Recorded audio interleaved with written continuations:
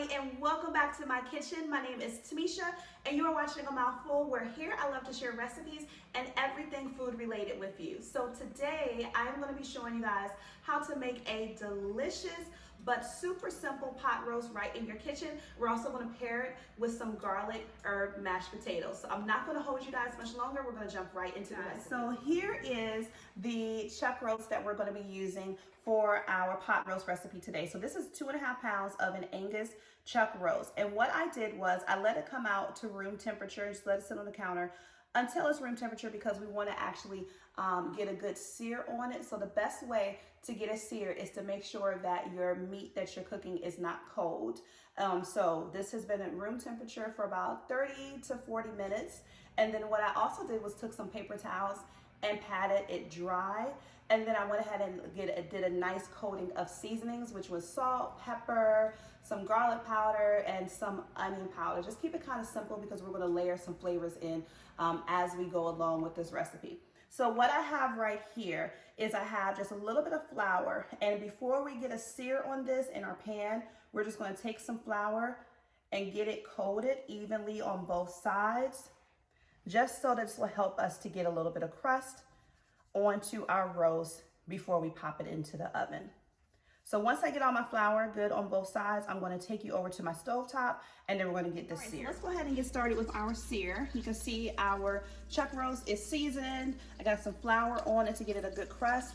And in my pan, I have just a little bit of olive oil as well as 1 tablespoon of butter. So I'm going to get my roast into my pan. Now listen, ideally you would be cooking this in a Dutch oven. Let me just get it kind of moved around.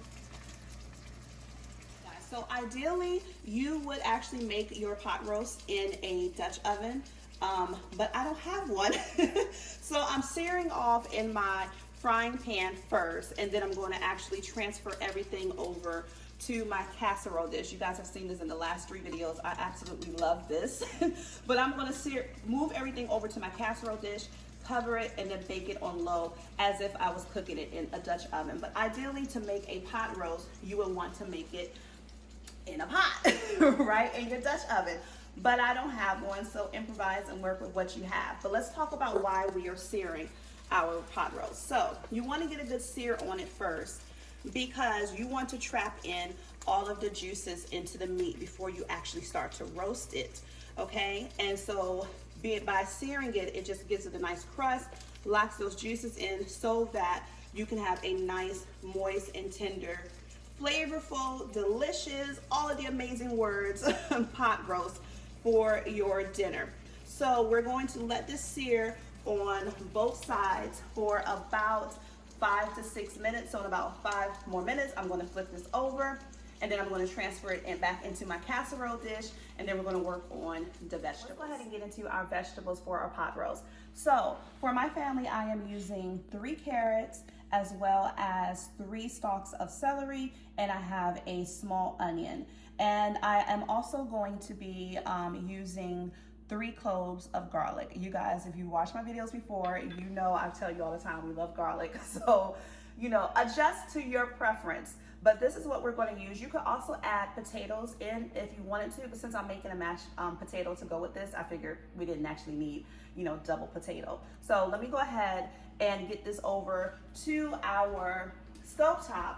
And what I'm going to do is add our vegetables right into the pan that we had our roast in. And just take a look at that roast real quick. You can see it's brown, has a nice little crust on it. So this is sitting and ready to go.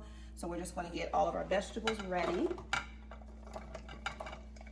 and just pop them right in to the drippings from the roast. So we're not trying to actually cook our vegetables all the way. Set that down. We're not trying to cook our vegetables all the way. We just want to just soften them a little bit for just like 5 minutes and get them, you know, just coated in all of the flavor in the pan. So once these go for about 5 minutes is when I'll go ahead and add in the garlic. You don't want to cook the garlic as long as the rest of your vegetables, because the garlic does burn, and once it burns, it's just not a very pleasant taste to it. So I'll come back once it's time to add in the garlic. Go ahead and add in our garlic. Our vegetables have been cooking for about 5 to 6 minutes. Get our garlic in here. Give this a good coat as well. Let's get everything tossed around. And you guys already know this smells amazing. You know, garlic and onions and celery. Oh my gosh, that combination alone is enough to make you hungry. The smells are incredible. Okay, so what we're gonna do now is we want this to actually create a little bit of a gravy for our mashed potatoes, which we're going to get into in just a little bit. But we wanted to create a gravy for our mashed potatoes. And so what I'm going to do is I have a little bit of flour right here, and I'm just going to toss that in just a few seconds. Once I get all of this combined, we're going to toss the flour in, and then we're going to add a little bit of broth and a little bit of wine. Oh, we had a piece of onion escape the pan. But we're going to get our flour tossed in. We're going to coat all of our vegetables with our flour. That way, as our roast is cooking, it's going to create a gravy. So all of our vegetables have sauteed enough into our pan. I added a little bit of dried rosemary, dried thyme, and dried oregano into there. If you don't have those individually, just the Italian seasoning mix has all of them. So you can put that in there as well. But now what I'm going to do is I'm going to add in 1 cup of red wine to this, because we want to go ahead and start getting our liquid together for our flavor for our roast, as well as we're going to build our gravy as well. So when you talk about adding in red wine to your recipes, especially with beef, red wine complements beef very well. So it's a preference. You don't have to use it, but I definitely encourage you to try it at least once. It enhances the flavors. There's certain things that, you know, you pair them together and they just go naturally. So the wine, the alcohol cooks off of it. It doesn't, you know, it's not gonna be a boozy pot roast at all. It's just the flavor notes and everything combined with the pot roast just really makes it super delicious. So that's 1 cup of red wine. Excuse my little Tupperware container. I just used that so I can make sure I measured it correctly. And then here I have 1 cup of beef broth. If you're cooking a larger roast, then you could definitely use more liquid if necessary. Just, you know, adjust to whatever size you're going to be cooking. And this is going to cook down. It's going to thicken. It's not going to be this loose. It's just starting off like that as we cook it. But once it gets into the oven and we cover it, it's going to thicken up into a nice gravy for our pot roast. And our pot roast is actually going to be fork tender and falling apart by the time we're ready to eat it. So I'm going to let this go for about maybe another 5 minutes, and then we're going to get it all covered all onto our pot roast. And then I'm going to put some foil on top of it and get it into the oven. But I'll show you guys that in a moment. Okay, so here is our pot roast, and it is ready to go into the oven in just a few little steps. So I already have my vegetables surrounding our pot roast. We got a little bit of liquid already in there. I'm just going to pour a little bit more. Don't want to get too much, but I definitely want enough to make a good amount of gravy. And that looks good. If I feel like I need to add more, I'll add more when I check it at the halfway mark. So what I'm going to do is I have my foil right here. I'm going to get it covered with the foil and pop it into the oven. So we're going to cook this low and slow. So I'm going to cook it on 300 degrees for about 3 to 3.5 hours. And what I'm going to do is halfway through the cooking process, I'm going to take it out and check on it, see if I need to add any more liquid to it, but it should be good to go. So this is going to go into the oven, guys, and then up next, I'm going to show you how to roast your garlic for your garlic mashed potatoes. All right, so what I want to do now is show you guys how to roast garlic. So what I'm doing is I'm actually roasting just some loose cloves of garlic, and all I did was just peel the skin off, and I have them placed into this foil, sprinkled with a little bit of salt. Now you could roast a whole bulb of garlic as well. And all you would do with that is just peel back some of the skin. You don't have to peel all of it, just the loose skin that is around the garlic. Slice the top of the bulb of garlic and then put it in your foil the same way. Sprinkle a little bit of salt on top of it. And then we're gonna drizzle just a little bit of olive oil, not too much. Actually, that's good right there. And we're just gonna make a little foil packet with this. So when you roast your garlic, guys, it's so good. It is so good. You know, garlic can be kind of overpowering. It's a very, very strong flavor, sometimes bitter, but when you roast it, it becomes caramelized. It's soft to the point where you can just take it and just squeeze it and smash it into whatever recipe you're preparing it for. But it changes the flavor completely and almost like a soft, creamy, garlicky flavor other than the raw, bitter, overpowering flavor. So I have my oven set for 400 degrees. We're gonna roast this for about 30 to 45 minutes until it comes out nice and golden brown and caramelized and ready to smash into our mashed potatoes. So in here I have my Yukon Gold potatoes that I peeled and just chopped into rough cubes. And so these are boiling with some salted water. I'm gonna wait until they are fork tender, which is actually, they're just about ready. I'm gonna wait until they're fork tender. I'm gonna drain them, and then we're gonna get these mixed up with our garlic, which is almost time to pull that out as well, and the rest of the seasonings for our mashed potatoes. So over to our countertop, guys. Let me go ahead and take you right on over here because our roast is done. Take a look at that.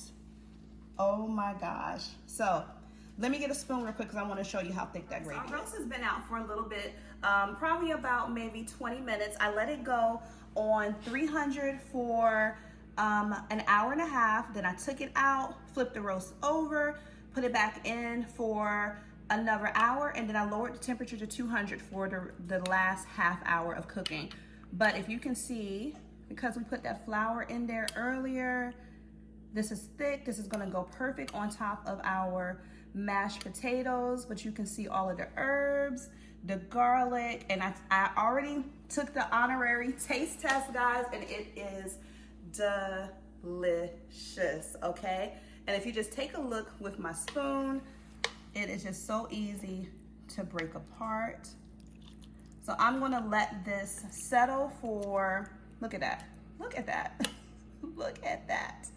So I'm gonna let this settle for maybe another 20 minutes while I finish working on the mashed potatoes, and then it's time to eat. So now it's time to mash our potatoes, but I don't have a masher, so we're actually gonna whip our potatoes in my mixer. Now, I would prefer to use the hand masher because I do like my potatoes to be a little chunky, but it's okay, use what you have. So in here, I have my potatoes, obviously.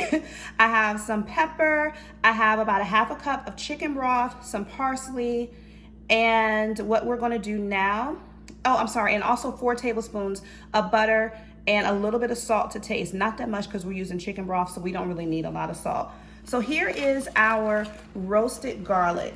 And as you can see right here, see how super soft it is? It's actually still hot.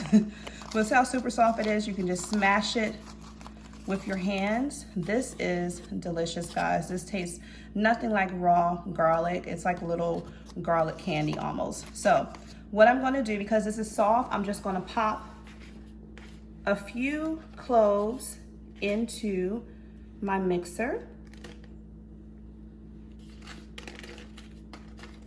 And then I'm gonna give it a whirl.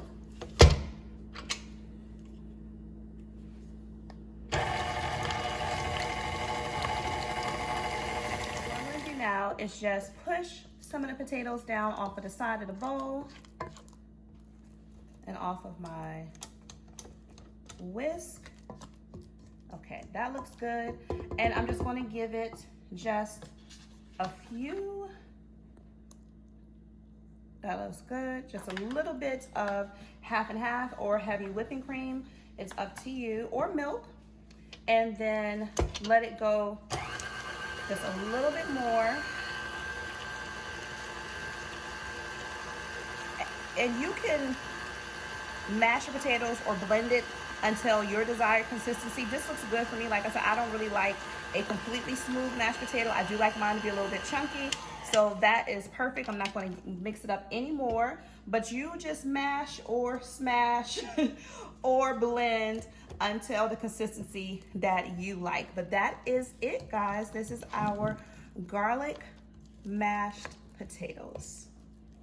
Dinner is served. We have our delicious pot roast, our oven roasted garlic mashed potatoes, as well as those carrots and celery that cooked along slowly with our pot roast for dinner. So I truly appreciate you guys taking the time out to join me in my kitchen today as I prepared this meal, and I hope that you enjoyed watching this video. As always, I'd love to hear back from you guys. If you enjoyed this video or food related content, please feel free to leave me a comment down in the comment section below or give the video a thumbs up. As always, I would love for you to be a part of our food family, so you can hit the subscribe button as well. And until the next video, take care, guys, and enjoy your week.